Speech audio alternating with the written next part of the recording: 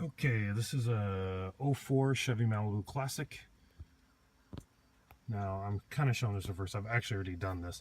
This is the switch unit we're going to replace, or have already replaced, but I'll show you how to get this out. It's not very complicated at all, actually. It's just a little annoying in some places to get off. This whole panel goes all the way over to here. So from one side to the other can be a little cumbersome. And in my case, someone's been in here before, what I'm guessing, because one of the little clip areas is a little bent out of shape from being forced in. So first things first is you have to get, should we point to it, that screw and that screw out. So I'm going to do that real quick. You can follow along at home. Okay, that screw's removed. That screw's removed. Now we just have to force this whole panel out, and this can be a little tricky. Oh, first thing is to lower this down as far as it'll go. Lower the steering wheel down as far as it'll go. It'll make this part right here much easier to get out. So then you just have to basically come in here somewhere and start pulling. You can see that pull off.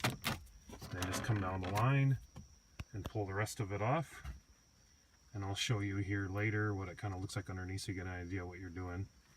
I'll show you where I had some problems you may have to look out for when you're trying to pull it out. Because someone had been in my dash before, or my wife's car's dash before, and had screwed up an area over here and in here. So you'll see that here in a little bit when I go to my video I shot before this, actually.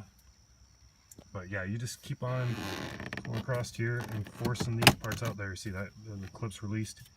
That's it. You just got to do that across the whole length. Okay, here's the complete dash piece taken out. You can see that somebody had probably worked on this before, because when they jammed this back in, this is all crooked, bent out of shape. Not very good. And then this clip over here was snagging, metal clip was snagging on parts of the rubbery dash material. So I had to get in with the screwdriver and just basically force it off there, because it just did not want to let go of that rubbery material. Yeah, so this one might be a little bit interesting to back in. Here's the old module. All I had to do, there's a couple little clips on the top and on the bottom. You had to push in so you could force this module out. So this little clip here you had to push down, another one on the other side. And now I should be able to just put in the new module.